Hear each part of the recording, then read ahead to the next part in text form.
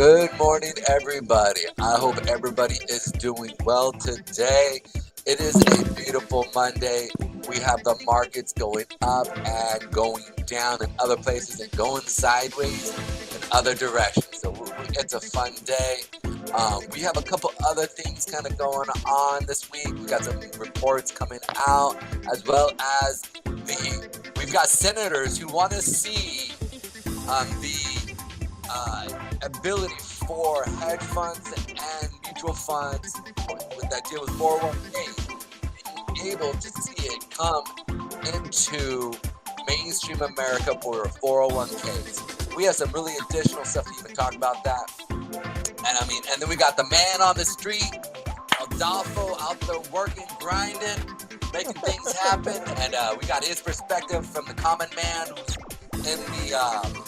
in the world of just working hard, but he pays attention to crypto, so he's going to let us know what his thoughts are as well, and just having fun. Right now, he is working, so he's got to work for the man. So whatever happens, if he got to go, he got to go. It's the man on the street. So, in addition to that, we've got a bunch of other fun things coming up. I thought you guys were looking at me. See, look at this right here. I'm making all these hand gestures and all this cool stuff, and y'all can't even see me. I just feel silly. Let's see if we can get this thing up and running one more time. Come on. Here it is. Woohoo! Yay! Alrighty. We got some good stuff going. All right. Hey guys, how you doing? It's good to see you again today. It was a great weekend. Fun times. Biggest thing is this. It's all about mindset, right? How we see the world is how we perceive the world and what we think is going to come to us. So we got to make sure we keep everything, just see it in reality, but also be grinding for that the extraordinary reality, right? So Daniel, how's your weekend, man? How are things? Good. Can't complain, fam is good and I still have a job, so pretty smooth. You? Awesome. And it's going well, man. It is really going well. We've got some great things kind of going on. I think one of the things that I really like,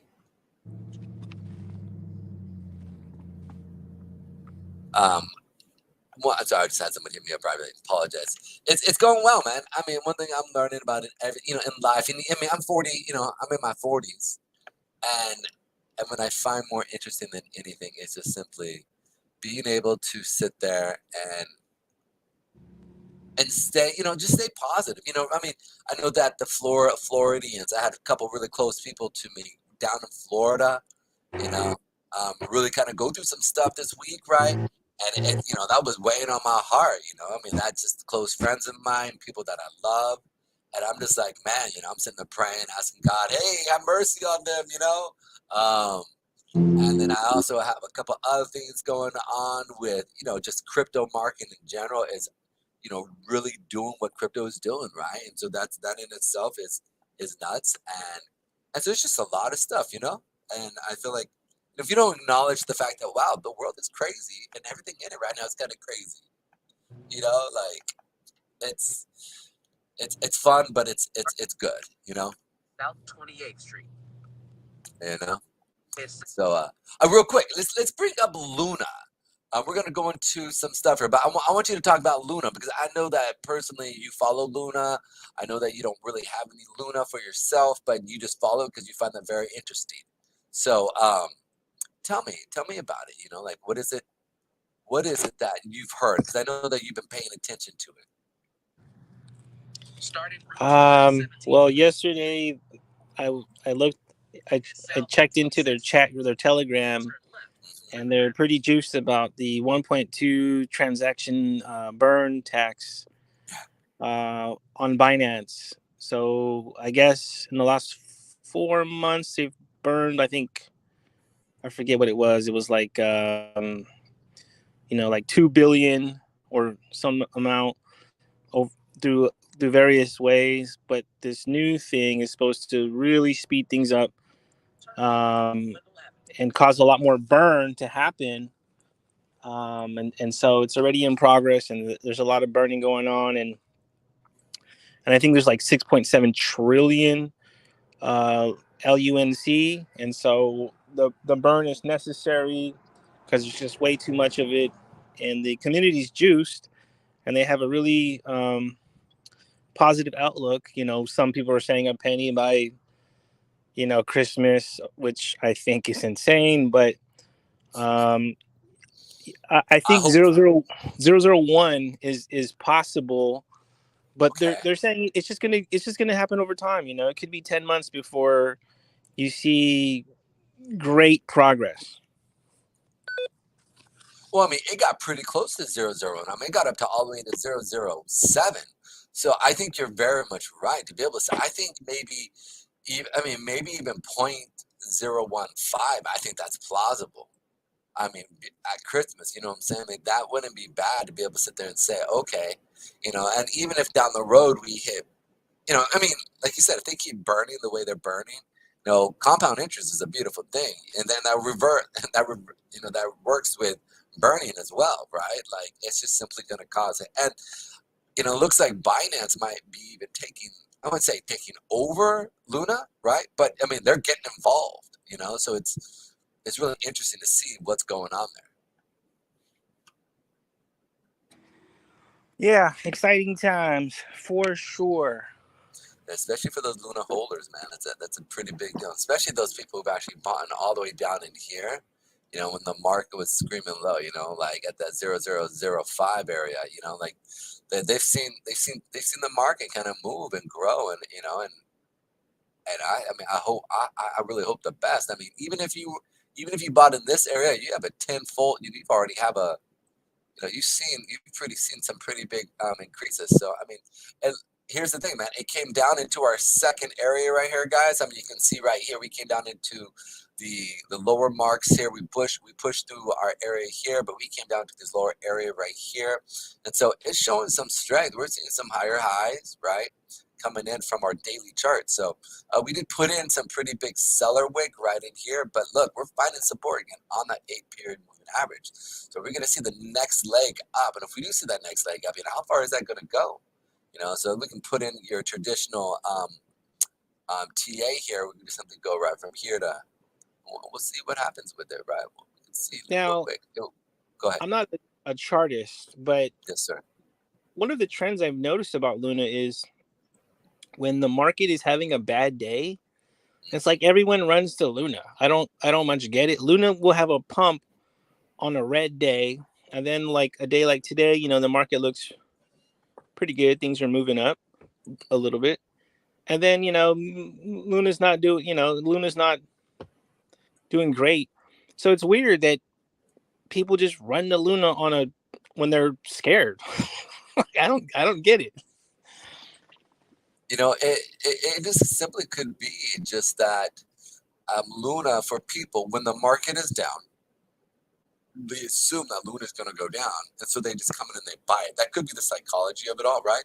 Is that they're just simply looking for not necessarily a hedge, but in a sense a cheap asset that could be looking to go up, right? Like that's one of those things that we could be seeing what's going on. The backside behind it as well is we could also be seeing some type of what do you, I don't know how to call it, but we could see some big movements happening within the market that so hedgers or other people who are like who want to get in on a project that's still super cheap, right? The potential could be, right? Because here's the thing, right? Like Luna still has a lot of good features to it. It's not like it's a crap coin. I mean, yes, they made some bad decisions and stuff like that, but it still has extremely strong community. It's still they have a huge fan base around outside of Do Kwon, right? So it could be that they're just simply people who are looking, or maybe institutions who are maybe looking to get involved when the market's doing bad. They're maybe buying. So it could be just that as well. So we don't know necessarily. Only time will tell on that.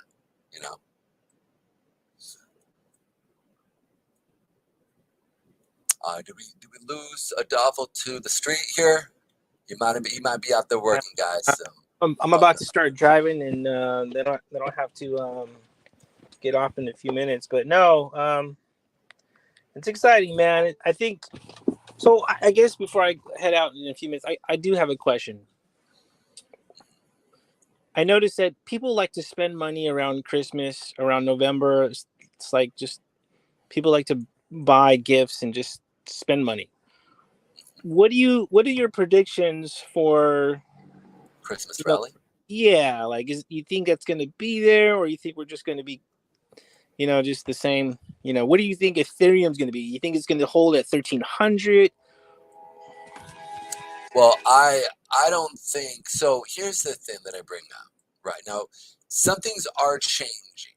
I've talked about the convergence or the flip of Bitcoin and the idea of there's going to be two types of switches, right? One is Bitcoin going to take over the market as the leading indicator versus Apple, or let's say the Russell 2000, right? Like when Bitcoin moves up, does the rest of the market move up, right? Is that going to happen, right? Second, if that does happen, which we are starting to see some type of movements like that, like last week we saw it twice where, Bitcoin decided it wanted to move up and then the market was going down and then it reversed itself, right, in regards to Bitcoin or in relationship to Bitcoin. Secondly, is Bitcoin and Ethereum going to switch as in dominance and Ethereum take over as the primary dominance of the actual cryptocurrencies?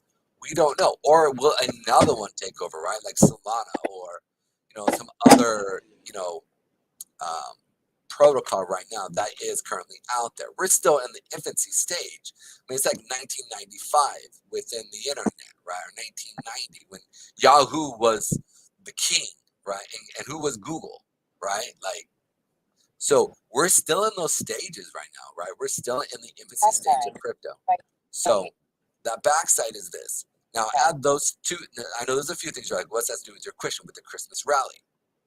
Well, right now we have a few economic woes going on. One, inflation, right? People don't have extra money to be able to put into crypto and other things. Two, right? We also have the world and a lot of things that are going on. Oh, snaps, Toby's here. What's up, buddy? It's good to see you. What's up, bro? How you doing? Hey, how you doing? Hey, we got Doffel on the street right now. He's my guy he's the working man.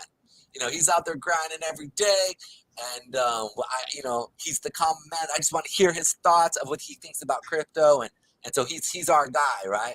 He's literally the man. He's the man on the streets. When he pulls away, I say he's been pulled to the streets. Pulled to the streets. That's funny. That's funny. So but he was asking me a question about basically what are my thoughts on a Christmas rally. And I say right now, it's not a typical world right now, right? We've got a lot of economic woes kind of tipping at our toes. I mean, we just literally said from an actual factual point that we are now in recession, and that's America, right? Are we going to sustain just a simple recession, or is this going to be a great recession, right? If we see the continuation of the S&P 500 drop, we've got some major issues, right? That's going to then bring a hardship on rich people because there's a third income. They have their business income, then they have a residual income, and then they have that third income that comes in literally from XYZ investments, right? And a lot of these guys pay, look at Donald Trump, right? Donald Trump, they had X amount of money. He only paid X amount, like 15%, 10% of his wealth, right, in taxes because of his investment of income, right? This is something that we need to pay attention to, right? So is the rich going to pull back? Are the poor going to pull back? Are they going to put their money into investments? Where is that going to go? So right now, it's not a typical winter. We might not have a typical Christmas rally. So honestly, my view on that is I don't know, Daniel. Adolfo, it's just one of those things that it's hard. It's hard to see. It's hard to see what's going on, and I wish I could give you. I hope. I'm not too hurrah about it, but I can only hope that we might see a Christmas rally. You know what I'm saying? That would bring a little bit of euphoria into the world. I think if right now this is we're about to bring this up, that the U.S. government there are certain senators that are trying to propose a bill into the 401k, and there's some laws within the traditional finance that keeps the institutions away to be a fiduciary, but in the same sense, not be in trouble for investing into something. And right now, crypto is not in that law. So I say that because we see, oh snaps, Gabriel's in here as well. Shoot. He's also Hey. from Coin Launch Lounge. So, Toby, I'm gonna let you speak here in a second because I I'm want to hear from your view. But I just want to Rogers give Daniel. United. Hey, brother, how you doing? So real quick. Yeah, that's what I feel what's actually going on. So we don't know what's going on in the market. And our man on the street been pulled to the street. So he had to get going. But I just want to talk about that real quick. Toby, first of all, tell us who you are and then your views on what's going on. And where you come from. What do you got going? Hey, so my name's Toby. So I'm the CEO of Olympus Doge. We are a reserve currency protocol. We launched last week on Doge Chain. So I was having conversations with Pedro, and he invited me on to kind of share more information about what we're doing and just general conversations about crypto. So here I am. Yeah, it's a good little chain. They got some good stuff, awesome stuff going on. And we'll see what's going to happen. I mean, right now we don't understand necessarily the market, because the market is so. I mean, listen, if you say you truly understand the market at large and all the fundamental and analysis of what's going on, I would call BS, because right now it's so complicated that the only thing that I know about the market is that it's manipulated, one, and two, it's manipulated.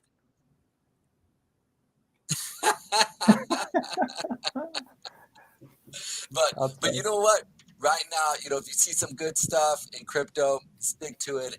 And the other aspect behind it is you can find hardworking projects out there that are really grinding, like Olympus and what they're doing, and it's cool to see. You. So, what's going on with you? How's your guys' weekend? How was it so far? It's okay. It was fun, a little bit restful, a little bit of socializing, and we're back on the grind this week. Nice. What about you, Gabriel? How was your weekend? It's okay. I think I need to. I will learn in this week some coding. Time to start. Yeah. Good. It's time to start to learn to code. I say if you don't know how to code a little and understand how to read some of the scripts, then you need to. Even just understanding the ABCs of coding is important, just in today's world. What's going on? If you don't know, there's a lot of things you can jump on YouTube and see what's going on. I have all the things I need to learn. I just have to do them basically. Oh, I love this right here. I just got another. Hi, Pedro. Hope you're doing well. I have a big issue right now. I need to transfer some money out of my wallet, and I'm willing to give you $50 billion of Bitcoin if you could just help take care of the transfer fee right now. I don't know if you guys ever get that. Someone really sent you that message? Oh, you don't get those? I get people shilling stuff. I don't get someone asking me to transfer stuff and they'll pay me $50 billion. Oh, yeah. Oh, absolutely. All I got to do is cover the transfer cost. You don't believe in $50 billion $3? Wow. I'm sad for who hurt you, Pedro. Who made you so skeptical?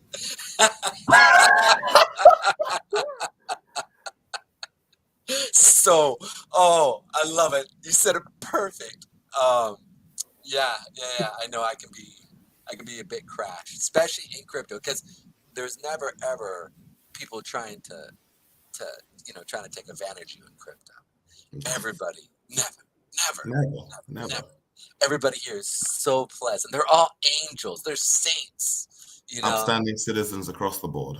Absolutely. So, yeah, we got some really cool, interesting. So, here's one of the stories I really want to talk about, because I think this is. Go ahead. Check your Telegram. Oh, go ahead. I send you one link. They are laughing already. I haven't. I got you. Okay. Hey, well, if you got to tell me about real quick the Just tell me real quick, what are your thoughts about the U.S. government bringing in the amount of the ability for money to come into 401ks within the U.S.? What are your thoughts on that, bud? Or cryptocurrency in general going into the USK 401k system? Into 401? Yeah, Okay. to the 401k. It's like a retirement system, basically. Yeah, I know, but what do you mean into? Well, so there's a law that's being proposed where literally it would allow hedge funds and as well as mutual funds and people that basically go through institutions that invest people's 401ks and being able to put that into being able to put money or allocate money into the retirement system for cryptocurrency. Okay. I think they are preparing for the centralized bank currencies, cryptocurrencies. Oh, really? That's the only thing why they allow it. So they're just trying to Like familiarize the common. The same thing is with everything. They first they like push it as something good, show you, help a children or something like that. But later they actually come out with their true agenda. But it's too late already because everyone was brainwashed to use it. Yeah, well, I guess that's a good point to look at as well. I mean, to be able to bring, the middle class and get them familiar with cryptocurrency, right? You first got to let them see its ability to make them air quote rich, right? Which I feel like crypto will. But then you're basically saying they're just going to remove everything and basically you'll own nothing and be happy. Is what you're saying to me?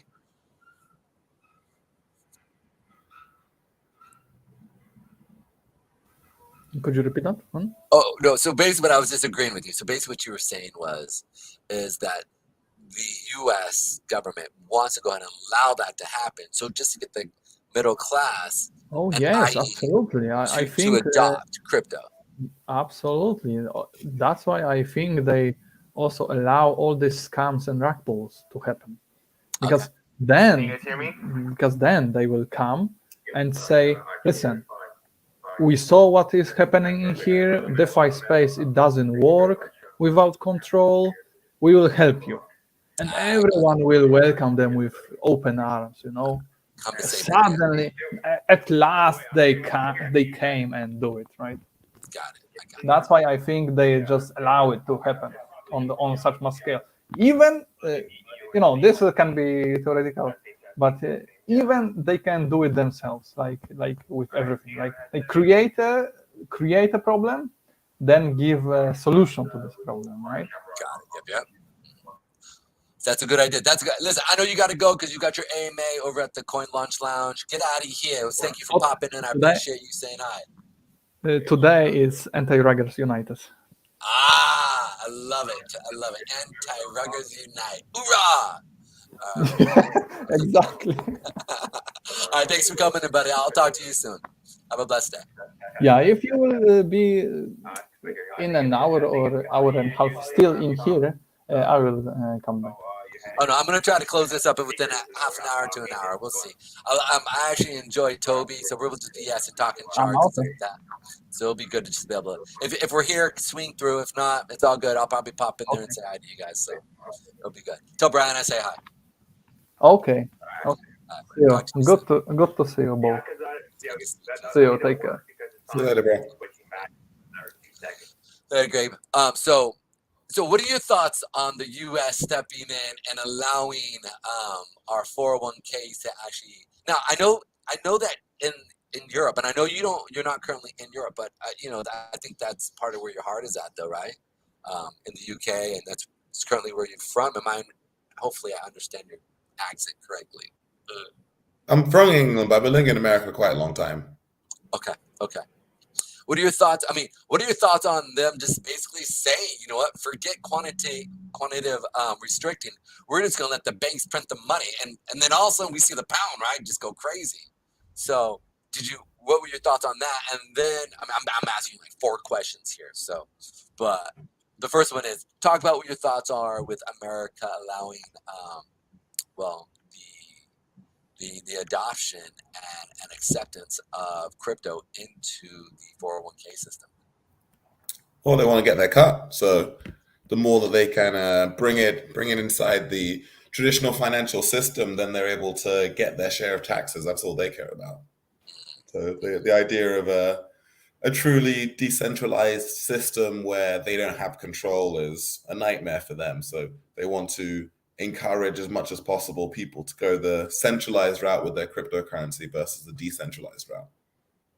That's actually a really good view. I love that. That's actually really, yeah, it definitely allows them to be able to get a good cut, be able to tax what they want to be able to tax, right? And then especially if we see 100 or 1,000-fold increase, right? At, right now, I mean, what was it, Bitcoin or the whole entire cryptocurrency is less than $1 trillion, right?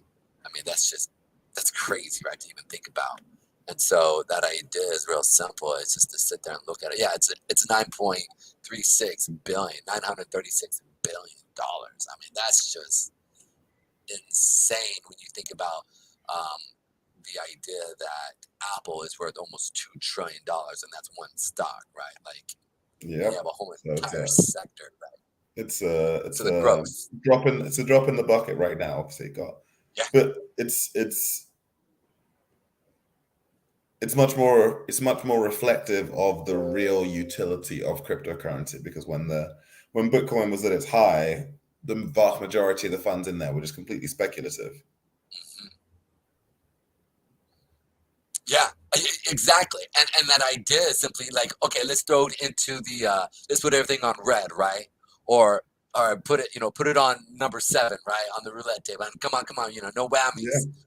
But it's even more so. It's like it's the same as the dot-com boom of the 2000s. I had all these internet companies that were releasing, but it's like none of them were actually doing anything or producing anything, and that's why only a few of them really survived that time period. And I think we're experiencing the same thing right now, where from me joining crypto, really not the height of the bull run. It's kind of like in the middle of the bull run, and then taking all the way up to the top, and then looking at where we are now, and you just see that if you looked at all the projects that were around, it's like how many of them were actually had any type of utility, actually had any type of revenue stream. Most of them were just pure Ponzi's, and it was just, except people just betting.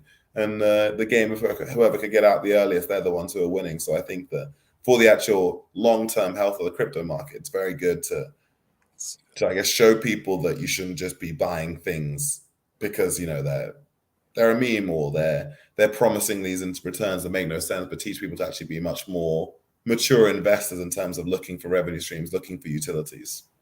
Absolutely. And I think that idea, just seeing Bitcoin right now, like actually kind of starting to lead the market, and then people have to sit there and go, wait, like Bitcoin is what turned the market today when it comes on the news, right? Like when they sit there like Bitcoin rally today, which brought up the S&P 500, right? It's like you sit there and the people are going, what?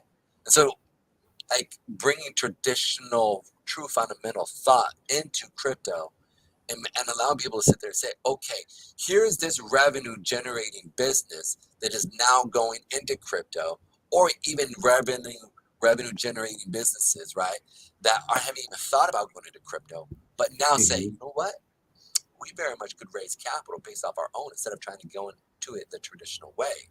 Why not go into that and use like real fundamentals, right? Like where give access to the world to invest into you, right? Because like right now, the idea of just simply going into crypto is a little scary, right, for traditional businesses. But we're seeing NFTs come in, already being established, right? We're already starting to see like, and this is a poor example, but Ty Lopez, right, starting to develop his own coin through Radio Shack, right, and develop certain things that he's trying to do within that. But the reality is even if it doesn't become highly successful, you're going to see traditional finance step in and go, they're going to, Goldman Sachs is going to go and talk to, and this would be crazy, but Apple, why don't you create an Apple coin and we'll distribute it? Hey, Microsoft, why don't you do it? And we'll find investors that will actually be your floor, right? Set up this thing called reflections, or set up this thing called staking, right? And so, which acts as a better form of a dividend paying system. and you don't necessarily need to pay the hedge funds or whatever to be able to hit the buy button, because naturally it holds value. So you could almost have a pairing of your coin to your stock, right? And so one could pay one, or however you want to set it up. But there's so many avenues that you can use on from within a traditional finance to be able to truly see a global, because right now we're in a deep recession, right? I mean, and to bring up the idea of, like the UK had to turn on the money printer again, right? And starting to produce money in that area. Have you been paying attention to that or no? I'm not really paying a lot of attention to what's going on in the UK. Very, very America-centric these days. Fair enough, fair enough. Man, freaking Americans, they're all about themselves and what we're doing. How do you? It's funny is my family's from Mexico, and so I have been paying attention very much to the Mexican peso and very much about how Latins are really starting to adopt, right? Especially El Salvador, but Latin America is really starting to adopt crypto and what its capabilities of. And so I have cousins of mine who literally have wallets. I mean, they absolutely have wallets. They absolutely have major things, and supposedly these guys are in a second world country, right? Or a third world country in certain parts of the area, right? Which I would never deem it to be, or not, or however we want to declare it to be. But they're more advanced in crypto, right? And so I sit there and I'm blown away by them buying and selling crypto and sending crypto back and forth, right? And they're paying, right? It's in Africa, Eastern Africa, Western Africa, very much, right? Like you see, crypto's huge over there, huge. And so you have, I think it was 50% of the population buy and sell and trade between each other crypto. It was something crazy. I was reading through this article, so it's interesting to see American-centric views on how we see the world, and this is true. I can see that it's true. I don't know. I think it's interesting, but I think you're right. It's another way for the U.S. economy or the U.S. Government to be able to go in and get their tax, and very much make that money.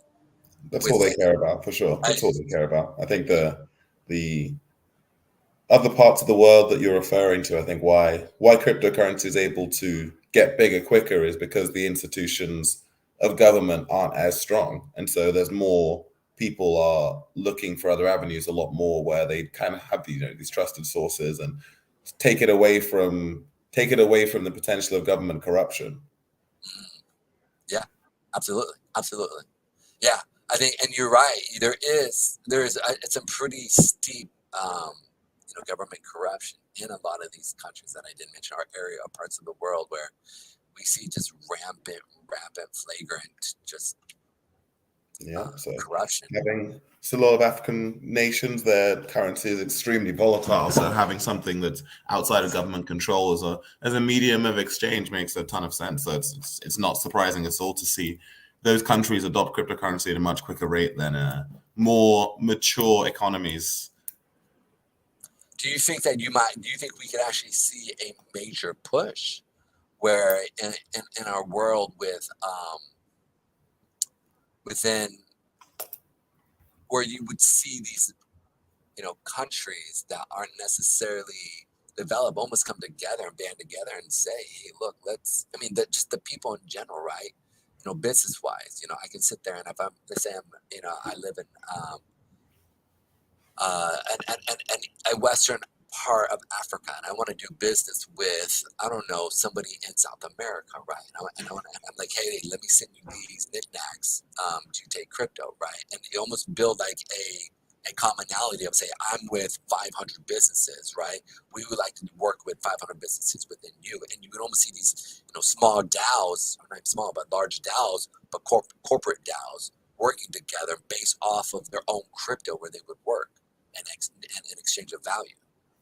So I think before that could really take off, crypto would need to sort itself out first. I think there's too much uncertainty, too many security risks, too many issues with it to just for safety. It's like, just every day it's like we've seen over the last 6 months, like seeing things like what happened with like Luna or with Celsius, like with Anchor. It's like these huge, quote unquote, huge institutions crypto wise, and just the lack of fundamental solidity, or the number of hacks that we've seen, like bridges getting hacked, money getting stolen, all these different things, like all of that just is the opposite of what a big institution or what a company would be looking at in terms of a way to transact or to trust that source with the money of their either investors, or if it's a country, their citizens. It's like, I've got a friend who ran an Axie Infinity guild, and they raised $2 million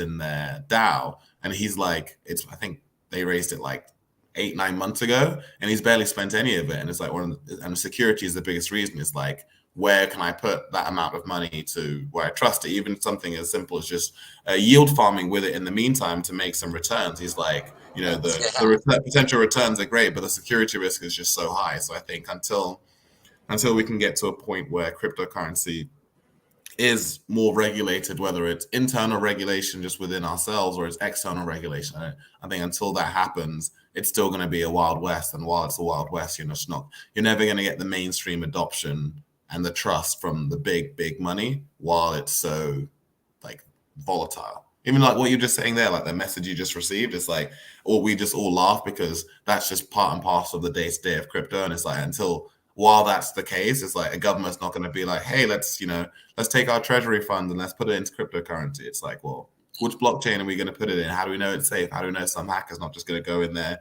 and drain the funds, and all of a sudden it's like all our tax money is gone? I mean, I think North Korea would really like that, though. If we would really absolutely, if America started doing that, they'd be. The reason why I say it is North Korea, as you know, like was it like 50% or 60% of the hacks have actually been traced back to North Korea. That makes sense. That would be a great source of revenue for themselves. Yeah, it's pretty interesting as we see, like as the market moves forward. So it's one of those things, I think, as we do see crypto mature and we see the idea of the market start to really find support in the aspect of bringing real cryptography, security systems within it, right? Like, and it's going to be really interesting to see also as we move forward what's going to happen with regulation. Right now, I forget who the actual senators are. I actually have it in my LinkedIn profile here. Give me 1 second. But these senators, and I literally thought to myself, these senators are the ones, and there is a House of Representative gentleman trying to push this law through. And I literally thought to myself, man, that's kind of scary. And the reason why I think that's scary is not because I don't trust or whatever, but what I do think is that if this goes wrong, if crypto goes wrong and they push this bill through, they're going to become anybody who's really pushing crypto right now, you're kind of a target, right? Either if we succeed, if crypto succeeds, you're going to be held as like, wow, right? Like these guys were pioneers. But if crypto fails, the situation's it's horrible. It's not bad. And I think there will be. What do you mean? What do you mean if crypto fails? Meaning, okay, let's say that the world refuses to adopt it. Meaning, granted, we have spots around the world that are really using it. But let's say that the U.S. government does step in with the centralized CBDs, right? And they go through, and as they start to, they just outlaw any other cryptocurrency out there, right? We see the central banks come in, and they just say, crypto's done. This is what we're doing. This is what's going to be set up, right? And you almost have this strong hand approach, right? If our markets, let's say we get to a point, and this is the reason why I say this down the road, we get to a point where America can't keep pushing up the interest rates. Okay, they can't keep up with, because everything's falling apart, right? And our whole entire economic system starts to fall apart. So where do people run to? I think they'll probably run to crypto, right? The U.S. dollar it just starts to explode, boom, shoots up. Other small countries can't do business with us anymore, right? We start to see major supply issues happening in America because of That it, doesn't right? sound very realistic, though. This on some doomsday scenario you're painting. This is what I'm saying. But here's the thing: you asked me if this is if this was to happen. 2008 was real. .com bubble was real, right? Like, I mean, but nowhere. It was definitely real, but I mean, like Armageddon was never close. right. And I don't disagree with that. But what I'm saying though is, if we see real situations if we see real, I mean, who would ever thought, you know, and I gotta be careful, Savesa, right? The Savesa sickness, right? Because as soon as we say the real word, then the real word will populate, flag all my social medias, right? And then they'll shut it down. So I call it the Savesa sickness. Follow me? No, really? But Yeah. you get flagged for talking about it. Yeah, you gotta be careful. You gotta be very careful. Yeah. Wow. I've actually, Facebook actually hit me up privately. I was like, hey, you're not allowed to bring up certain things, right? Like, and actually one of my videos were taken down. Wow. So you gotta be really careful. And I live stream on, YouTube, LinkedIn, Twitter, Facebook, Twitch. So, and then sooner or later, I was trying to get it done this week, where I'll be on every major podcast, where we'll be live streaming there. And so once we go on that, I just don't, I'm trying to push this out, right? And But so I would say that actually ties into your point because of the taco sickness. It's like with that going on, is that that was as close as, I mean, I'm 31 and it's like that was as close to Armageddon like actually happening. But then if you look at, especially in America, like what actually happened, obviously like what happened to the people who actually passed away from it is horrible. But if we like take a step back and just look at it coldly and compare it to death rates of other things, this was not The Walking Dead come to life. And in terms of what happened from a financial perspective, it's like with all the money got pumped into it, it's like it's not like, I would say 2008 was much worse like that. yes. We didn't have a ton of major corporations completely collapse, or millions of people, like people went on unemployment and people couldn't work. But it's I would say, it's from having lived through both of them, it was a very different. In like 2008, I'd say was much like that was like, hey, do we need to completely redesign the economy, how it's been up to this point and this and that? Whereas this was more just like an external thing came in and everyone was just like, all right, we're gonna kind of get through this, get through these things together. But all that to say is that I don't see a scenario in which the fundamentals of like the US economy is going to change. I just think, and that's when it comes to adoption of cryptocurrency, I think it's only going to go in one direction. I think it could have happened, but I think they already made their choice. I think it was within the last 5 years, like if they were going to get to the point where it's like, hey, it's like, we want to ban cryptocurrency, we don't want it to be a part of things. I think we've passed a threshold where it's too much in the mainstream, too many people know about it and invested in it. If the US government tried to actually outright ban cryptocurrency, I think they would lose elections, because I think it'd be a really dumb idea to try and ban it. I think they already made the decision. The best thing for them to do is try and control it. I think you would be right, except if there was a major overhaul. I think if we were to see some type of 2008 happen again, right? Like, and I'll put this in because you mean in general, or you mean that was caused by cryptocurrency? Both.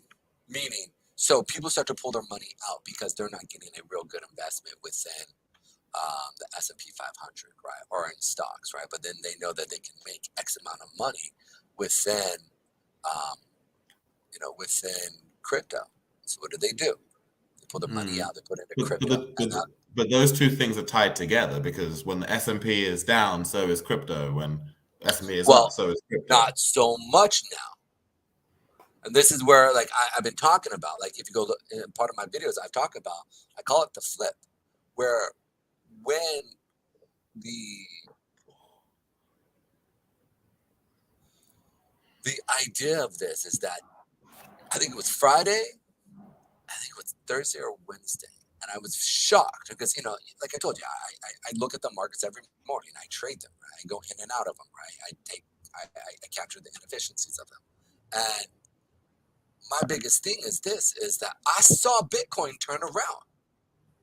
And then I saw the S&P 500 start to turn around. I was floored. I went on my show because I trade in the morning. I trade the open, right? And I sat there and I was just floored. I said, I saw it for the first time when Bitcoin started to move. And the S&P 500 followed suit. And so I say this because as we start to see certain things that happen, and granted, this isn't like Bitcoin is not an Apple, right? Like I would consider Ethereum more of an Apple than you know what I mean by relationship, Yeah. right? Like business, right? Mhm. So it's like, so for me, if we start to see, the American society starts to come through, and here's the thing, since then I think it's 1960s or 70s, people are losing trust in the U.S. government. Only 30% of the people actually trust the U.S. government. And additionally to that, we also see, and listen, and I put this in, we don't have young people running our government. We don't have young people running the central exchange. They're all 65 and up, and so I say this is like right now, if we start to see money transferring as people die, right? Like here's one. I heard his guy was poor, all this stuff, right? He was a young kid. His uncle, his like great uncle, basically passed away, who he was friends with, right? And they would, talk. He didn't know that his uncle was worth almost like $100 million. He didn't know, right? Just lived and all this money, he basically inherited this money. This guy is basically going to go through, and I know he's in crypto. He's going to put that money, he's going to transfer it from what he's making, and he's putting his dividends and everything into crypto, right? Like, and that's his mindset. If the old guys, and forgive me when I say that, because I respect these guys. They've led the way. They've worked hard. They've done a lot of stuff, right? But it's the old thing. I don't see the old generation just giving up, saying, okay, I can see them going then, putting in real laws that would sit there and, try to keep crypto silence. I can see that. So if that does happen, then you see, again, people pulling money out. So it's going to be one of those things that as we start to see crypto really start to come mainstream and people start to invest money in, I could see the U.S. government stepping in and CBDC and all the traditional ways of being able to remove, because you still have to go through some centralized exchange, right, to get into crypto, right? Like I still got to go in. I still got to go through crypto.com or Coinbase right here in America, right, to be able to sit there and trade so I can get into DeFi, right? That takes 5 days, right? At least, if you know what you're doing. So then that's just become KYC and then move forward in that, right? So it's this complication that I could truly see a doomsday thing happening real quick. I could see if the U.S. government goes through and can't handle raising rates higher, which basically puts a stop on business production, which is what they're trying to do. And then the pain just gets worse. And then as we see, and again, I agree with you, doomsday, truly doomsday, right? No, don't disagree with you. But I've lived through 2008. I've lived through 2012 or 2000 and 2002. Like I've been there. I've seen the U.S. government come in and I've been a part of Katrina. I was literally part of Katrina, Hurricane Katrina in the Coast Guard. Okay, and I've seen governments come in and lay down laws trying to bring heaviness, right? And then you see the civil unrest and things get crazy. Like I've seen it, and so I can see it happening, and especially with where we're at. I mean, especially with the taco sickness, and which, by the way, I'm still in. I do see that. I mean, am I being crazy right now? You tell me. I could be. I don't think it's just. I don't think it's far fetched. The thing. So like you said before, the market cap of crypto right now is less than $1 trillion. It's just I'm trying to. I guess I'm not quite understanding what the motivation of like what you're describing the government would actually be trying to do and what the purpose of it would be exactly. Because if it's what's that? To gain back control on the people. For example, So, Let's so say. that's why I agree with that in terms of regulation. I'm like, they would want to. The bigger it gets, the larger their incentive becomes to have it properly regulated, so they're getting their cut of taxes. But I think what I understood from your earlier point was that there'd be a point where like they would ban cryptocurrency that isn't controlled by them. But I'm like, from their perspective, it's not so much that they need to control it as long as they're getting their cut of taxes. So it's like, if you're say you're an American citizen and you make $1 million from crypto, as long as they're getting the same amount of taxes that they would get if you were investing in another financial sector, I don't see why they would treat crypto differently to how they would treat real estate or insert industry here, as long as they're getting their cut. It's like the government is some monster that is only like chill when it's being properly fed. And when they've been fed their cut of taxes, then they're chill. If they feel like they're not getting their cut of taxes, that's when they get all crazy. So I'm like, if they feel like it's properly regulated and they are getting their taxes, and as long as they're not getting hassled by, it being too like they only care if either A, people give them headaches by complaining a lot about something if it's not being, if they feel like it's not regulated enough, or if they're not getting their taxes. So if no one's complaining about it and if they feel like they're getting their taxes from it, I just feel like they don't care enough to really want to, like they only care about control so they get their money. That's kind of how the government operates, really. Because they're not motivated altruistically, really. I could see that. I mean, and that has a valid point, very much so.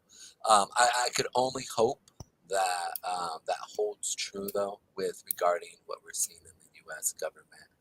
Um, Yeah, because what would be because my question to you would be like, what would be, let's say in that scenario place, you're like, they have, the US dollar crypto, which is the government, central currency and all this, like, what would be their incentive to ban the other cryptocurrencies versus just taxing them? I think too. Well, here's the thing, and again, this is a doomsday perspective. If all else fails and everything goes crazy, okay, which I've been a part of, right? I've seen this stuff happen, okay, right? I mean, I'm assuming. I mean, you look very young, so I'm assuming you're maybe 26, maybe 31. early 30. Okay, you're 31. Okay. Um, um, I remember 2008. Like I remember they came in with such hard laws. I mean, to the point where there was a point where Obama went through and told no more shorting. So And that, I mean, go ahead. well, it's interesting you say that because when I think about 2008, I think like maybe in the moment or what was discussed, but especially like if you look at Congress, it's like they did not pass any significant changes to banking regulation. Oh, you mean in the midst of it? It was only after the fact once they went through it where they put some laws in place. And they changed some stuff, but I mean, like the subprime mortgages and the CDOs and all the things that caused it. I mean, most of those financial instruments you can still do today. Like, how many bankers went to jail? It's like how many like they bailed out all the banks. Majority. It's like Yeah, they didn't absolutely. break any of them up. They didn't make them government controlled. They didn't outlaw a ton of different things. It's like the U.S. government is owned because of the way the political system is set up, where money is power. The US government is bought by business. And so if the business people want something done, then that's when things would change. But as long as if the entire traditional financial business community turned against cryptocurrency and then put pressure on all the politicians, and that's a different story. But they are one and the same. So I think most of the high-level business people have money in crypto. So why would they want the government to pass laws against a portion of their assets? But here's the thing. And let's say that again.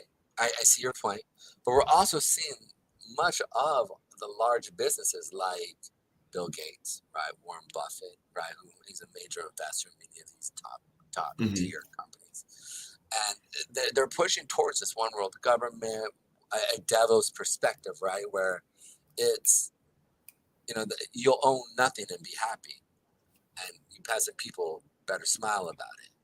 Yeah, right? they want to own it. Right, exactly. But this is what I'm trying to say is if crypto then takes power away from them and allows them not to be able to do what they do, which we're seeing, right? We're literally seeing people are being able to go through. We're seeing, you know, a lot of these businesses really going more towards this one world government and really and trying to make sure that they can control things. Well, I think a Whereas good like example of that is what you're saying with the 401k. Because think what will happen if we look at like the entire crypto, if we look at anyone who has an investment in crypto, what is the percentage of people that are in DeFi and they have their own personal wallets and they actually have full custody of their crypto versus people that are going through exchanges like maybe they own Bitcoin, but it's on Coinbase or it's on crypto.com or yeah, it's through their bank. I think that's just what's going to happen more centralized. and more, where like just the same way as how you have maybe you invest through Vanguard and it's like, okay, you buy their mutual fund and they're the ones who actually own the stocks and you just have a piece of the mutual fund. I think what will happen is more and more over time is that you don't actually own your cryptocurrency. It's like whoever the financial Oh, this institution is is, or scary. they own the crypto, but they just tell you like, here is your return, and they just take your control away from it. So I think what will happen is, I think probably closer They to what you're downplay a describing DeFi. is there will be two worlds of crypto. There'll be people who are part of crypto, but not in the sense of what it The was originally traditional. intended. And then Mm, there's DeFi where it's like, no, this is what crypto is supposed to be about. And I think you are right. I think that over time that will get more difficult for something to be truly decentralized, because I think it will, like you said, it's like right now, it's like for all of us, anyone who lives in America, to participate in crypto, you still have to go through the barrier of whether it's Coinbase, crypto.com. So I think if your goal is to truly be anonymous, to decentralized. truly have full control, that's going to become more and more difficult, because at some point you're going to have to KYC to get your money in and to get your money out. So I think that you're definitely right there where how it's been initially and how you can be anonymous in crypto, like the fact that the two of us are having a conversation right now with our faces is very rare in crypto. Most people aren't even. Absolutely. I think that will become more and more difficult over time as it becomes less and less anonymous, as there's more regulation, more eyeballs on it. So I think that's definitely true. I think crypto as we know it won't be the same, but I don't think they would like ban Bitcoin or Ethereum. I think they would just make it so that they own it and they are the custodians. Just same way as The how money custodians works of it. right now. What It's is like right? none of us actually own our money. It's all just numbers on a computer screen. There's no gold in the bank backing any of our money. It's like Yep. we just kind of, and unless you want to be like the person who has I don't know, gold buried under your shack in the woods. It's like there's not really any way to interact in the modern world without kind of just accepting the way that they've built the financial system. Yeah, I think that's and listen, and I hope you're right. I hope my doomsday doesn't play out, and I even say that right. Like, but I see the way what's going on with interest rates and the way certain things. I do see things falling apart. I do see, um, and I feel like we the few, we the proud, we the brave, right? It's it might happen. So it's good to have somebody else with a different view, man. I mean, just these ideas and being able to sit there and parse it out. Will it be a mixture of mine and yours? I think so. Your view, I think is very middle of the road, and I think there will be some craziness that happens that flies out. Will it be So under what I? with your doomsday, so what exactly like? So what would the world look like in this scenario that you're painting out exactly? Oh man, you would have two classes of people, like you said perfectly, where you have those who have to run on DeFi, right?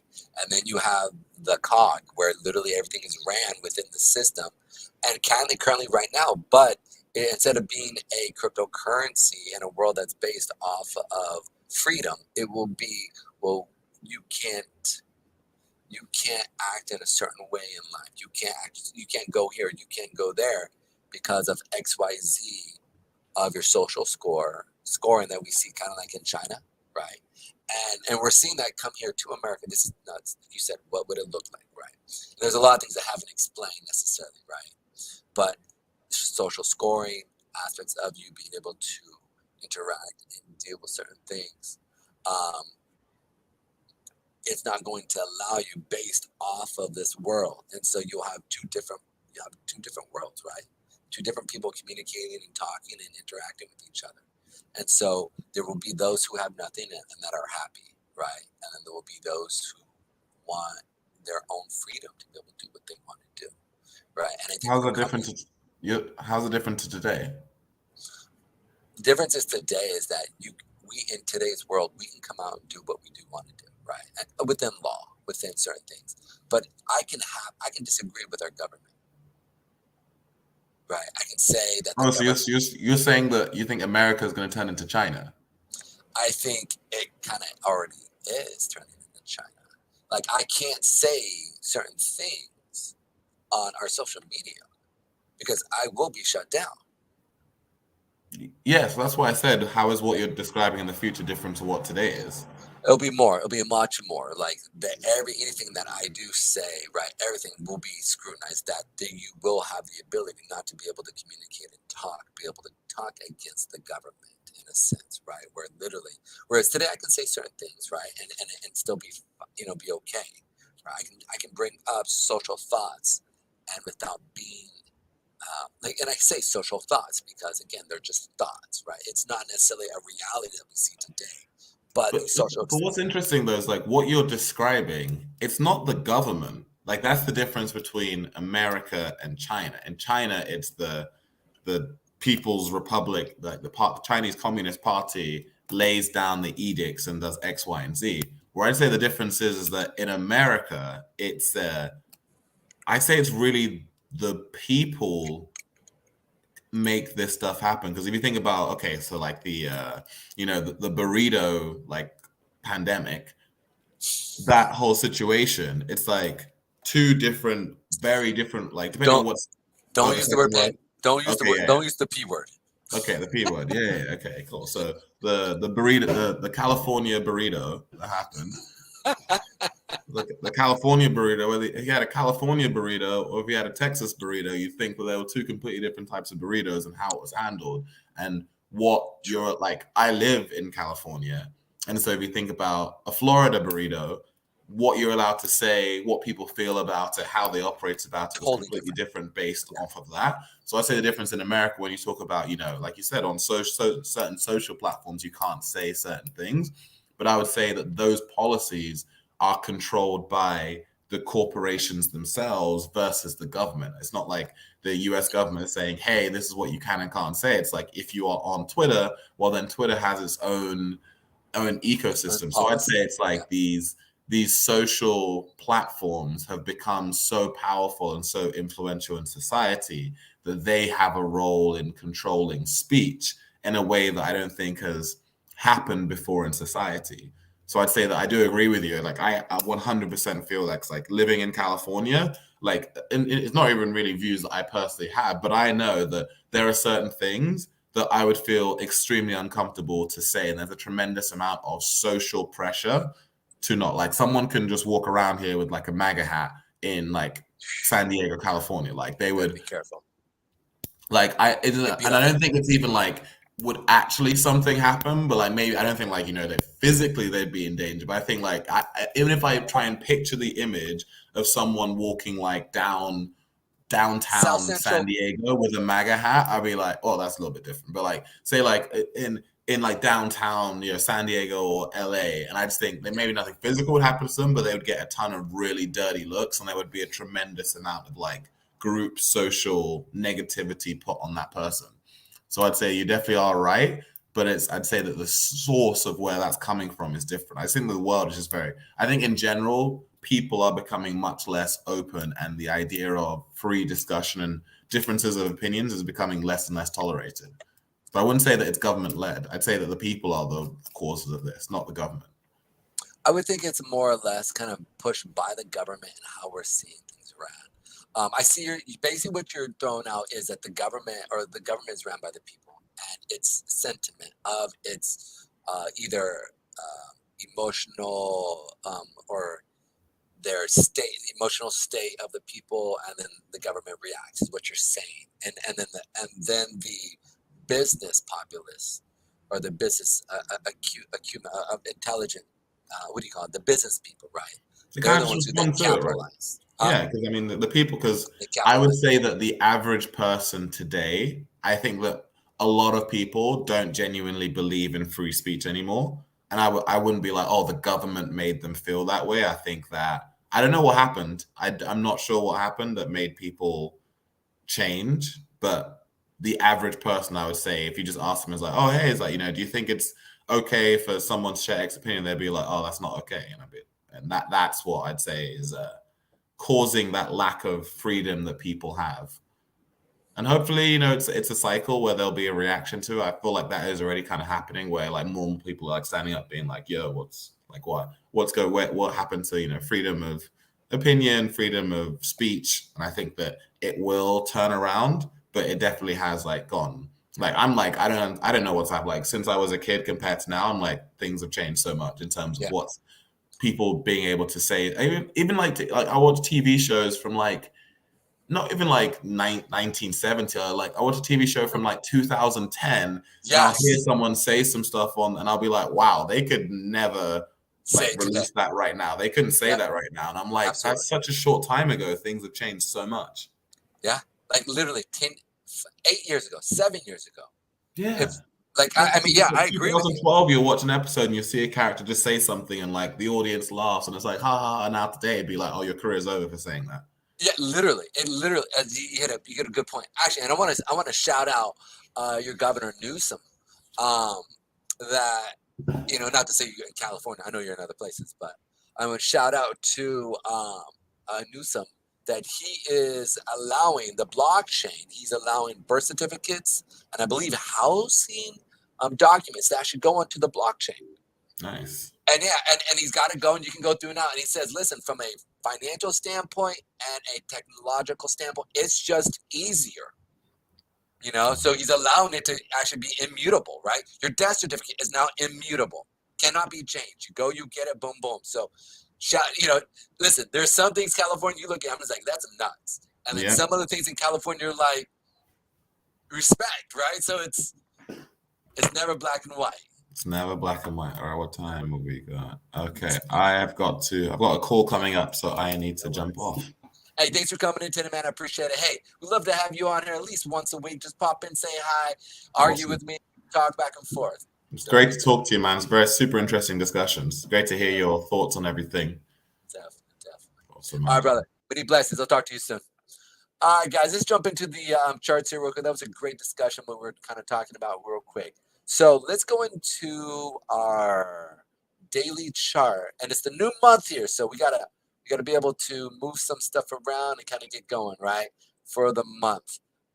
S&P 500, as we see, we're seeing as we came up from last month, we tapped the 8-period moving average. I do not know why I do not have my monthly charts moving, but let's go and put this up back in here again. Boom. So we got this right here. These movements in the market as we see today. So remember, like I always tell you guys, if we see a rally into the month, top of the month, typically that makes me afraid to say that we might turn around here and see a sell-off. So it's never, for me, I don't think it's ever a good sign when we see a rally in the first of the month. Hopefully, you know, I'm wrong and we see a drop in we see a rally of continuation from the S&P 500. We do see a small little wiki here.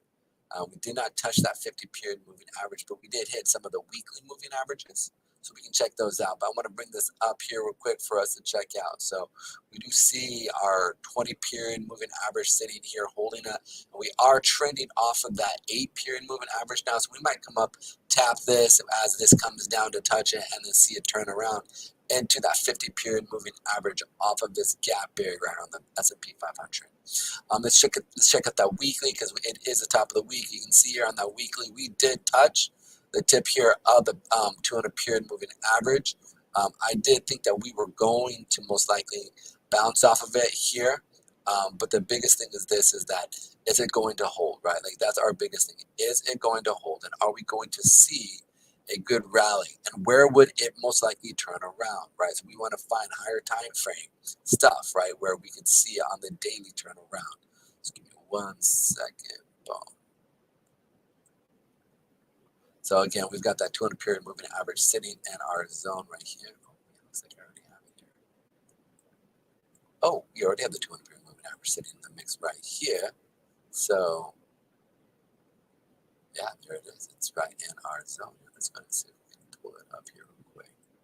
So it is right in our daily zone here that we have. Forgive me.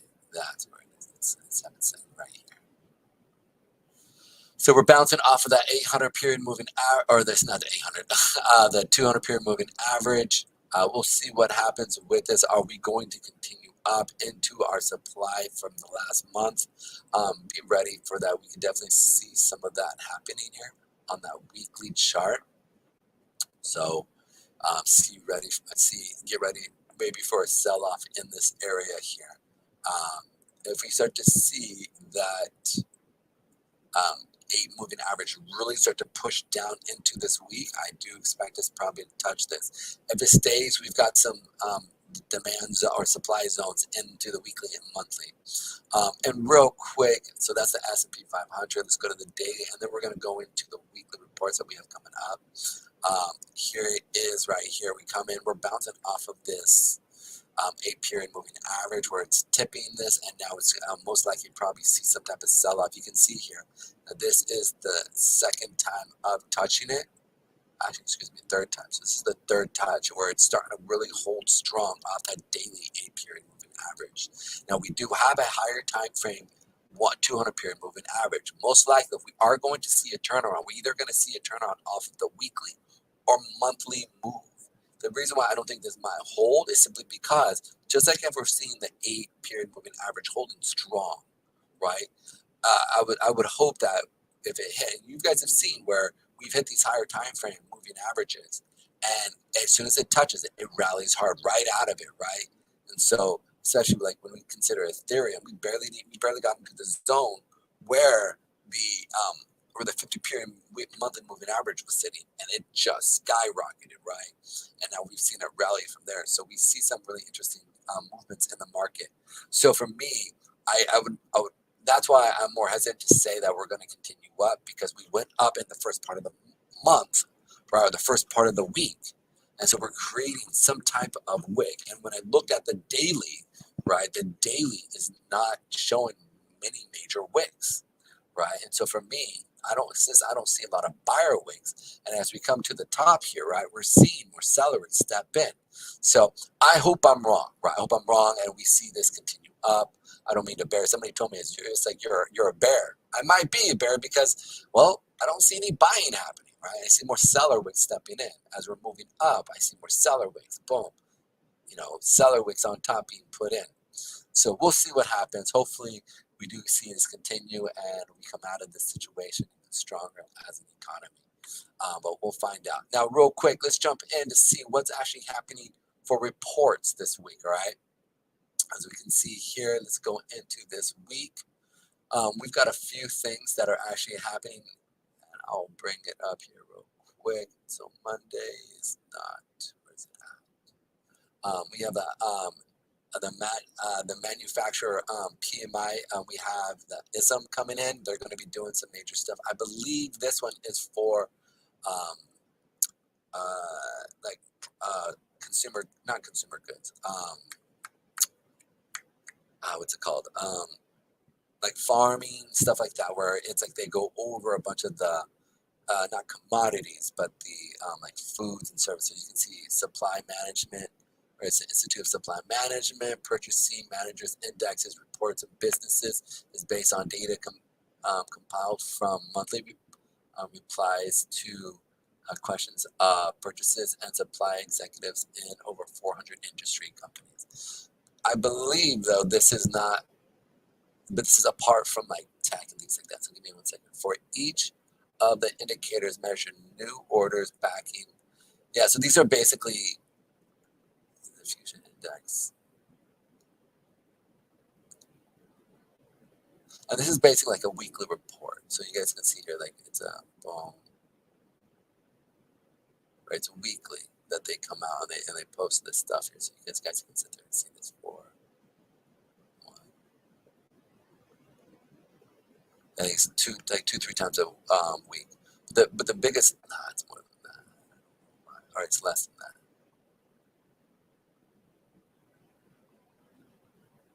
But and I don't know what's going on here. I forget the exact, but this does hold some value over the market. So that's the biggest thing. And sometimes we'll see the market move off of that. So this is Monday, but sometimes it moves. But where is the so let's go ahead and go into where it's really Tuesday is where I want to bring up here. It's a Tuesday or Wednesday. Jobs report for August. I mean, that might have a major thing, but this is just kind of going over certain things.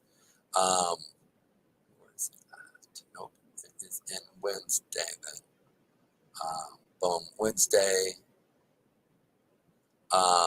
Non-farm employment changes for September. This will probably have a move on the market, as well as crude oil. Like I said, I've talked about that, how that can basically be. We are seeing a sell-off in crude oil, so which is good for everybody. But I think that's only because the U.S. isn't really buying oil in the market. We're still using our reserve for America, so we're not actually buying on the open market. So it's really interesting to see what's happening, and that should be going into, I believe, January is where they have this actually set into. And then so the next one, come on, I think it's Thursday then. So we got Wednesday coming in. You have non-farm employment changes. Sometimes this moves, sometimes this doesn't. Let's go to Thursday here real quick. Thursday, where are you at? Initial jobless claims for next month. This will be interesting to see what happens with this for August, how this interacts with things. Not August, excuse me, for September. And then the next one here will have FOMC. He will be speaking. No, that's not it right here. Forgive me, where is it at? So then Friday, I think there's also another thing on Friday. Here we go, non-farm payroll. Here we go, boom, for September. So this is where we want to be paying attention to this stuff here for Friday. So the markets might go sideways a little until we really come out with this stuff here. All right, guys, that's it in a nutshell. Oh, also unemployment rates for September, fully going over everything. This will probably move the market as well. So we might see a sideways market until, or if the market, if it's going to be a negative connotation for the government or for our trading, right? We'll see, or we'll see if it's going to be negative report. We'll probably see a rally up, right, into the week, and then towards the end of the week, see some big sell-off. So that's what I think that's what I think is going to happen, where we're going to come up to these higher time frame SMAs and then see a sell-off and then follow suit for the S&P 500. Now, what will Bitcoin do? That I don't know. Like that in itself, again, is the discussion where I feel like we're seeing just a change in things, right? Like, so I really don't know. But let's check out the monthly setup here for our for Bitcoin. Again, monthly, we just started, we came down first. Now we're putting in a decent wick, right? Hopefully I would love to see him go a little bit further, but putting in a decent wick, and we could be simply coming up into this area. Now, so I want to point out that we are in between wicks here. So we might be seeing some big ping ponging this month, okay, going back and forth, basically putting in maybe lower highs and higher lows until we kind of bust out of this consolidation period that we're coming into. It's going to be really interesting to see what happens with everything that we're looking at. If we look at the weekly here, you can see here again we're in between some big wicks. We also flowing off of that 8-period moving average. Be ready for maybe another sell-off off of the week. The biggest thing is this is where is this is what I'm looking for. Here we go. I apologize. There it is, okay.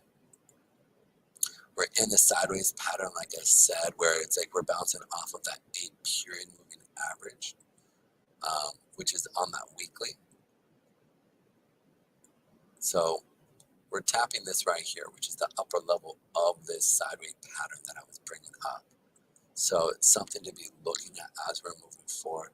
That weekly, as you can see, is holding off, and it really kind of held in tight right here. So we did come up and try to push through from a couple weeks ago.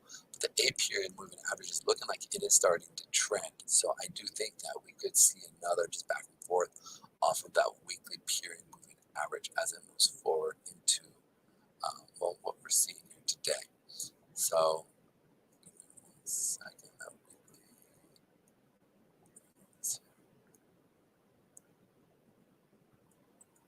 All right, guys. So let's check out the daily here real quick.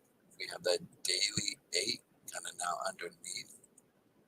Okay, sitting as some type of support, not much. I mean, we did sell off on it. It's not really, we're not seeing anything really trend much, but we are seeing some type of buyers on the daily, but we also see some sellers. So it's always kind of hard to gauge during these times which way the market's going to move. So when you do get in trades, you want to make sure that it's really trending off of your bias for whatever you use for a trending indicator, right? To me, I use moving averages, but if you use the Bollinger Bands, if you're using the Heidenaki, whatever, I forget the candlesticks that you use, right? Make sure that you're following that real well. Make sure you follow your rules and be disciplined on how you trade.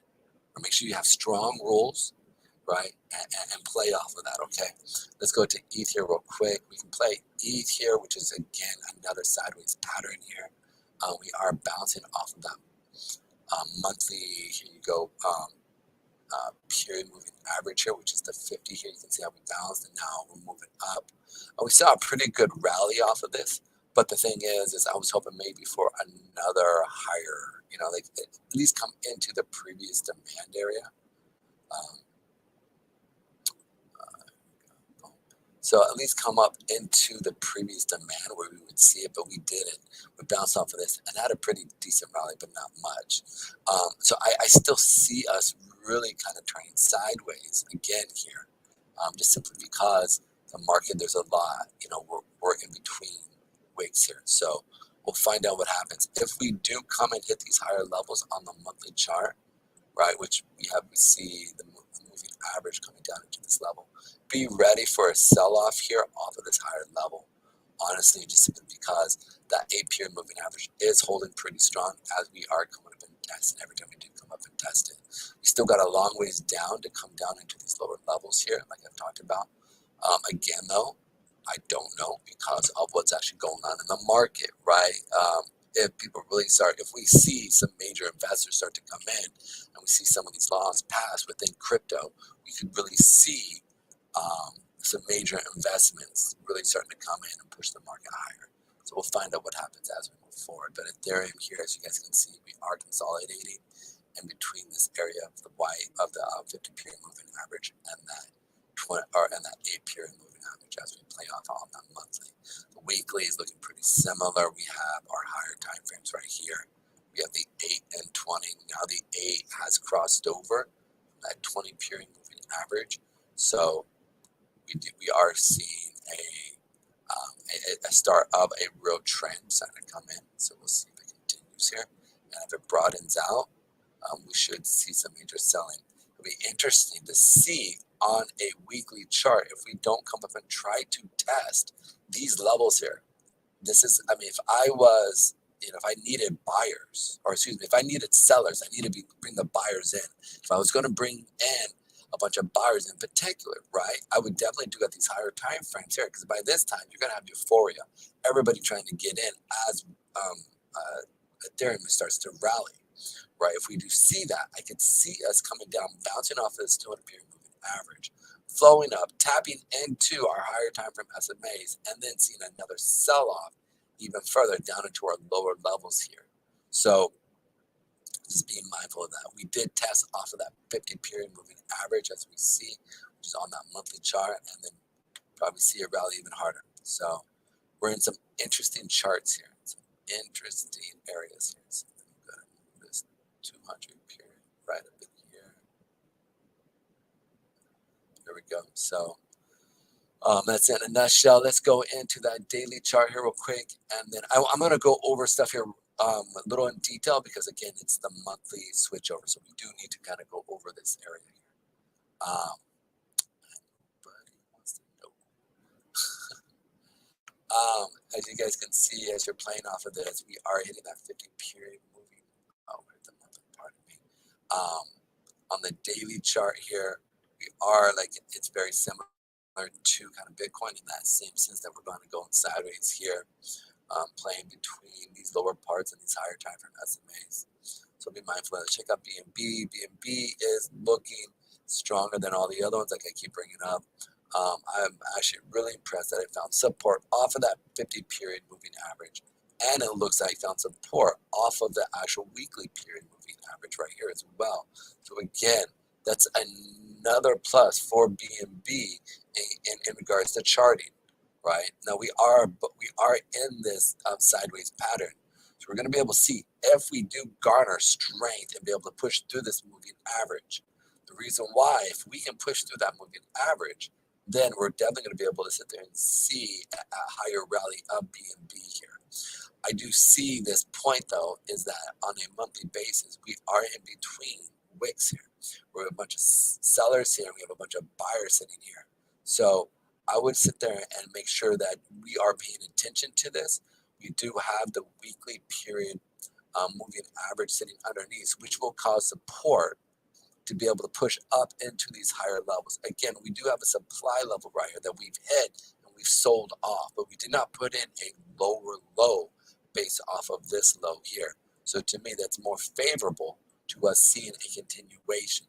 Well, the issue is we have that monthly 8 period moving average that we've held pretty strong from, and it's really starting to hold through. So we'll see if we do come up and tap this area, will that 50 period as well as the supply area here hold?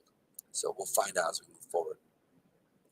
Now, as we come down into that daily chart, the daily chart is, as you can see here, we are starting to find some support off of that 8 period moving average.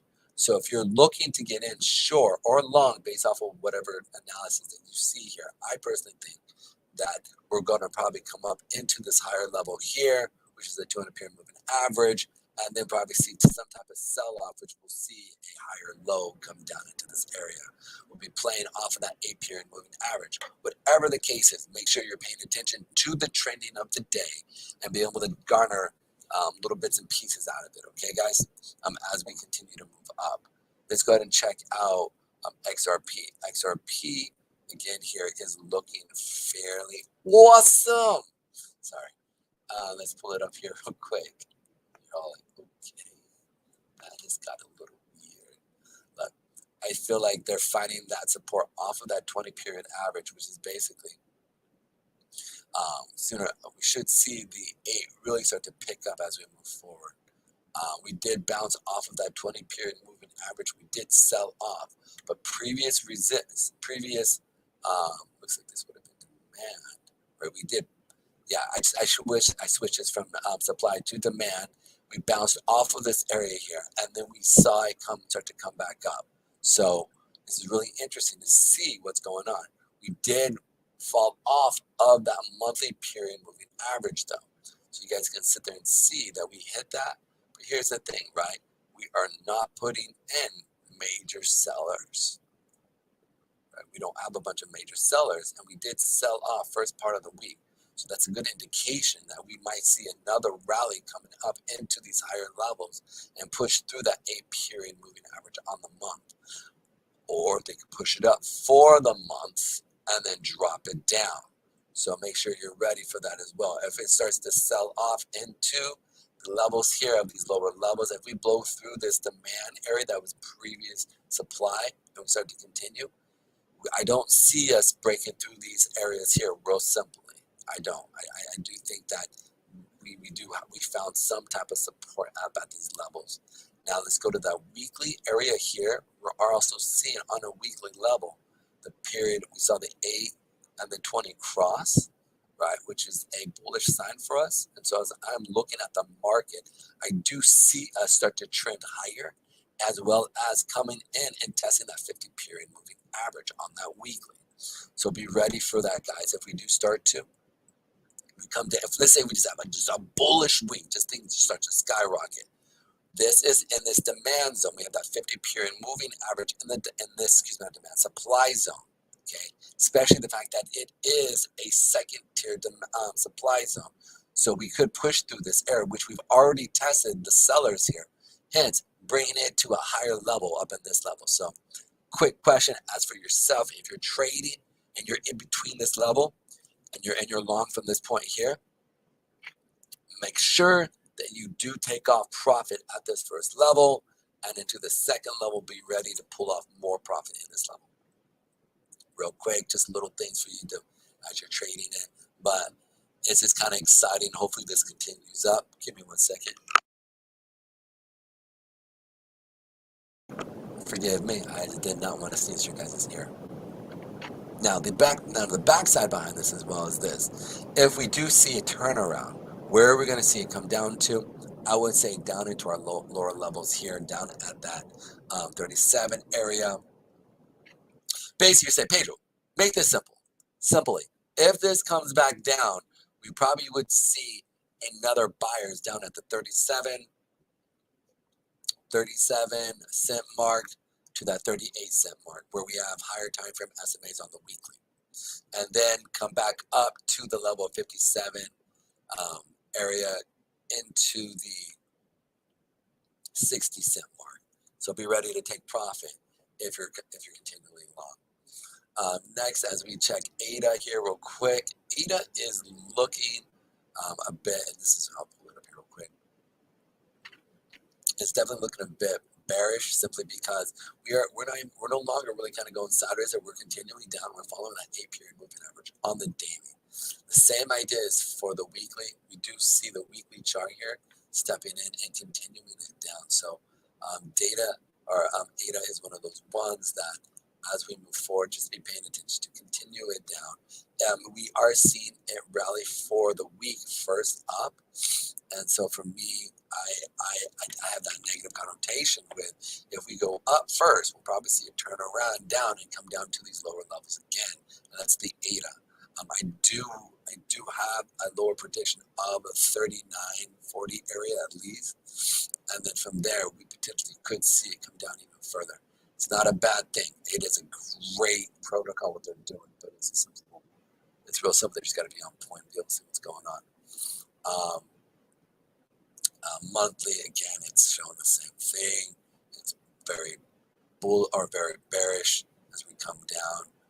We'll find out what happens, and that continues from here. As we go here on the weekly, it looks the same here. We're just pushing down here. So that's in a nutshell, guys. That's it. Let's check out real quick. Here we go. And a lot of them are going to look the same. Now, we did check out Luna here with Adolfo, the man on the street. He is looking at the market. And Luna here, real quick, as we're moving forward. Where are you at, buddy? And I bring this up. It is coming down into that 8-period moving average on that daily. And then we did see a crossover. So again, we very much could see this. Like, it's no joke. We could see, maybe 001 by Christmas. And it very much is possible here, or even higher, 1.5. We did put in a higher low here. The only problem is I'm not seeing a lot of buyer wicks down here. So I would love to see a pretty decent sell-off into these weekly moving averages, as we're seeing here. If we could hit that area there, that would actually bring in a stronger indication that this will continue harder up.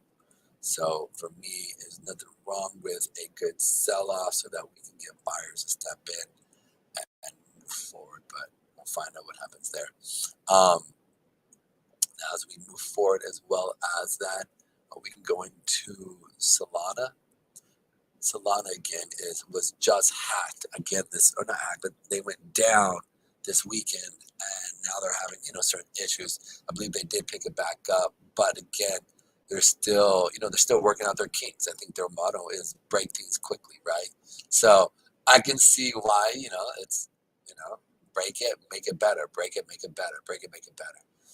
That's honestly how kind of crypto does move forward. So because of that, though, which I found really interesting, is we did see a bit of a rally up for the week So, or at the beginning of the week. So to me, I do see is maybe coming back into these areas, hitting this area of the weekly supply zone here. Already at that 8-period moving average. So to me, we might be at that high. We might see a sell-off from here, up in the morning, up in the first part of the week, and then a sell-off. We do have two big seller wicks here on the weekly. And so if we look at the monthly area, where is our 8-period average? All right, boom. So yeah, it isn't up here until a while. So it's going to move here. We're going on the daily, as well as that week. That weekly, we have the 8-period moving average sitting there. So I can see us really just kind of, hitting this in the first part of the week and then turning it around. So, and I guess it's right here. Where's the price? The price is 33. So it's right below it. So price is at that 32, or the moving average is at that 32.80 mark here, which is right here. So we're tapping that area here on that 8-period moving average.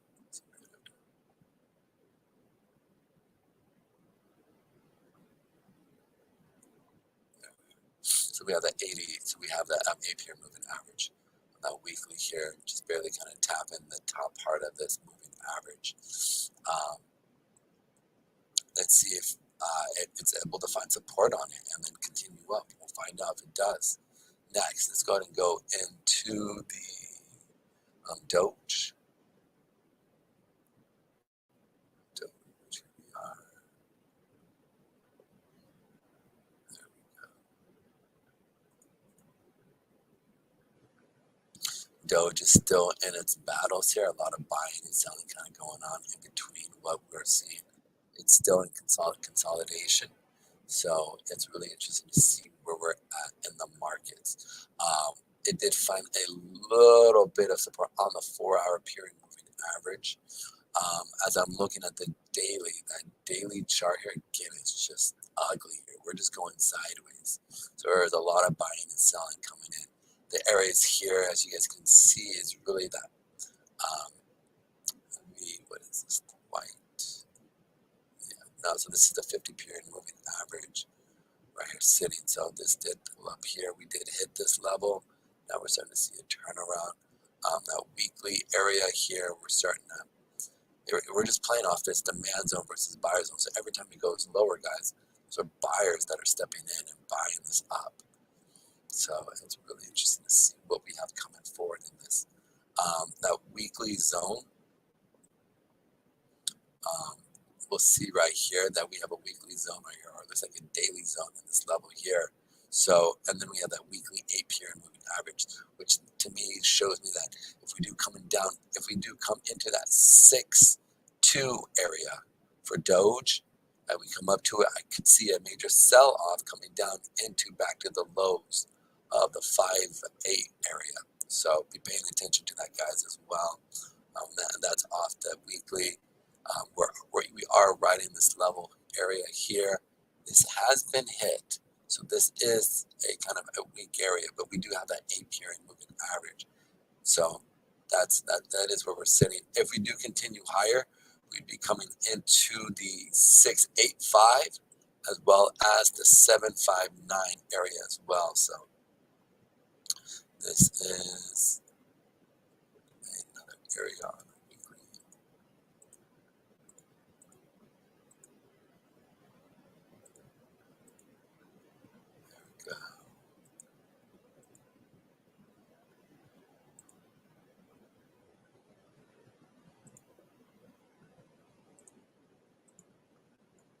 There we go. If any of you guys have any questions, concerns, just throw them in the chat and let me know what you're looking at.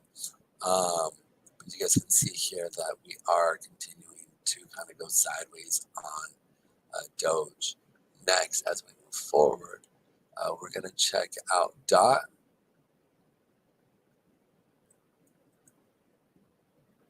DOT looks the same, guys. As you can see, we're kind of consolidating. We're in this area here, and we're following off of that 20 and 8 on the daily. The weekly looks about the same. Seeing it kind of going sideways. We do have a big seller wick in this level here, and the 8-period moving average stepping in and they basically hold the trend down. So, and then that monthly area here, as we can see, is from a monthly level, we are continuing down as well.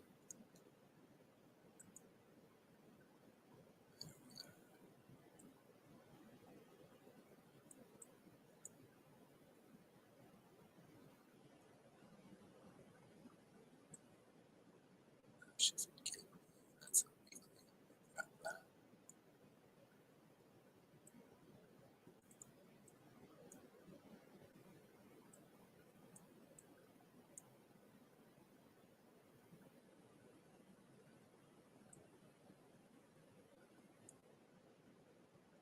Next one here, real quick.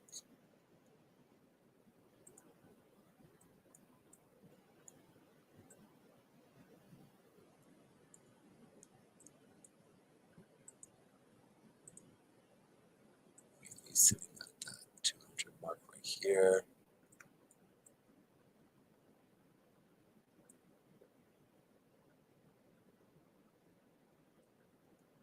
What just happened?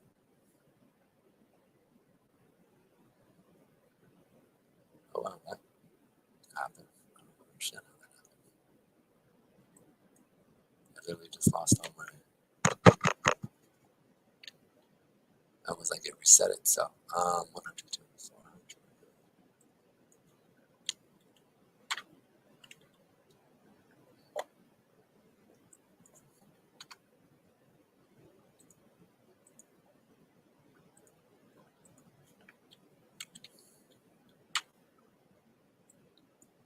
All right, so let me jump back. I do not even understand how that just happened.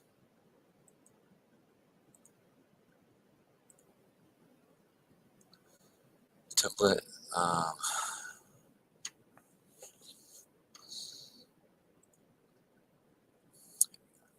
Let's put this back in.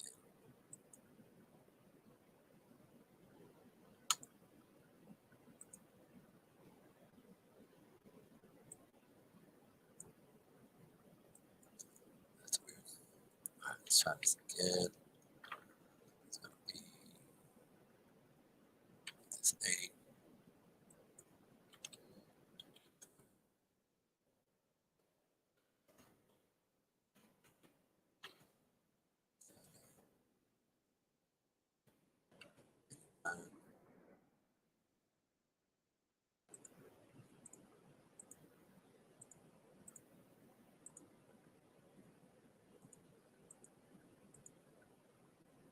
All right, so you can see here that for whatever reason, the market decided it wanted to do its own thing. That was weird. So we're on the weekly. Here we go. And then we have that 200, we have that 89 sitting here on that weekly on dot.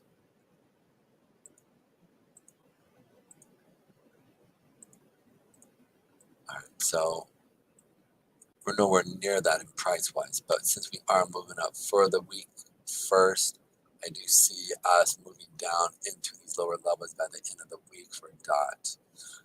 Just real simple. At what price points? I would sit there and say we'd probably see some type of turnaround up in the level of the 100 period moving average at that $6.43 mark, down to the lower levels of. I would say we probably could see it come back down here to that 80 mark, 580, and if not, it come all the way down to the 489 area. So again, we are starting to see a sell off within dot again. We'll find out what happens though at the end of the week. It could be just simply institutions are moving in and pushing it up as well. So next, let's go ahead and go into Matic. Matic is really interesting when it comes to the markets here. This is not Matic.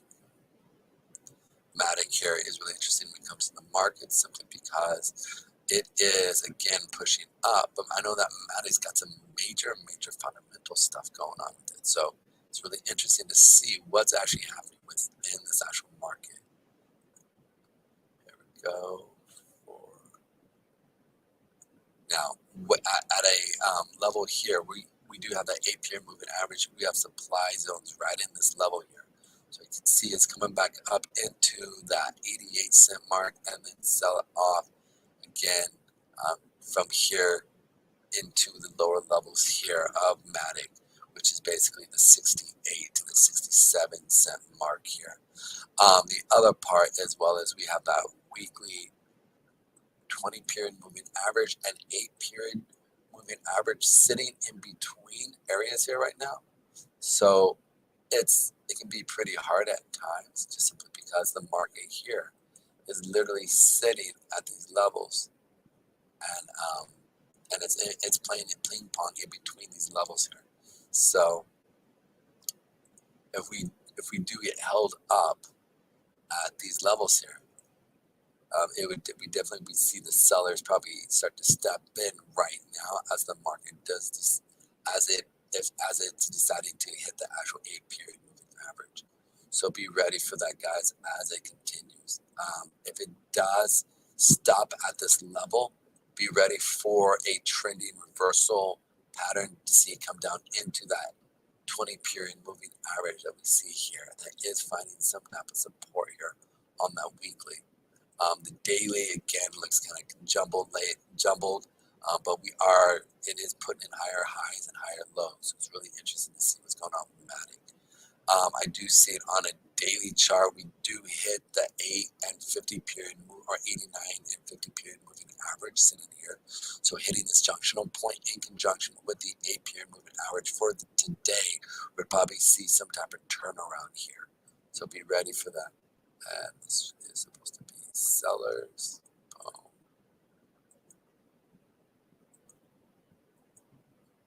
There we are. So be ready for this, guys, for today. These are AP areas of a turnaround and come back down and push into our lower levels before we can see it continue higher. All right, guys, that's it in a nutshell. One last one, which is going to be Shiba, and then we'll call it quits. Here we go. So Shiba Inu is literally an interesting thought here. Again, it's very similar to Doge. It is fighting back and forth within the market. And so it's really, again, similar to Doge. We're in between some supply wicks and demand wicks at these levels. So it's something to be mindful of what is happening, okay? So make sure that on a higher time frame, if we do break out, you're paying attention to the higher time frame on the monthly chart, because I think, as you can see, we came down, we touched that 8-period moving average, and it just slammed it down, all the way down. And so we've been seeing it kind of consolidate going sideways on that monthly. Weekly chart, as we can sit there and see again, we are hitting some areas here of resistance where it's keeping the market down at these levels here. We can see we hit that 20.